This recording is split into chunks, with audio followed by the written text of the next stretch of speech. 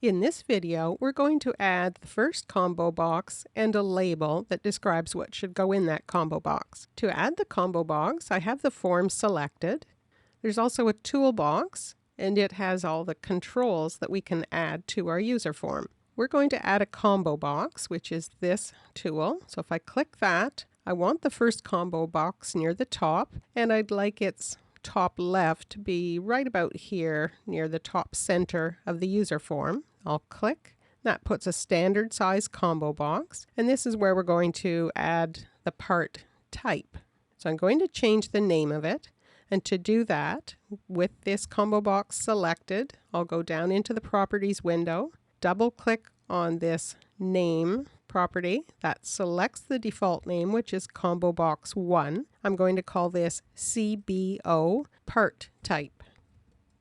Press enter, and now we can see that in the title bar for the properties window, and we can see it here. It shows the name and the type of control that it is. Next, we'll put a label to the left of that to show people what to enter here. To add a label, I'm going to the toolbox, and I'll click the label tool.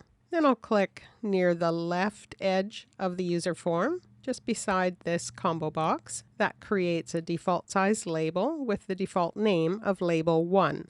I'm going to change that label's caption so that it says part type. I'm not going to worry about the name of that label because I'm not going to have to refer to it in the code. So with that label selected, I'll go down to caption and double click on that property.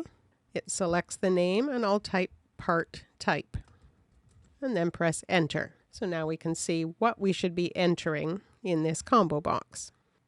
We want this combo box to have a drop-down list of all the different part types. So we have to tell Excel which list on our worksheet to use, and we want it to use that list that we named part cat list. So in the properties window, I'm going to scroll down and find the row source property. Now here it is, and I'll double click on that property name. That puts my cursor into this field, and I'll type part cat list and then press enter. So we've now named this combo, added a label, and told Excel which list to use when we click the drop down arrow. So save the workbook, and then we'll go on and add more combo boxes.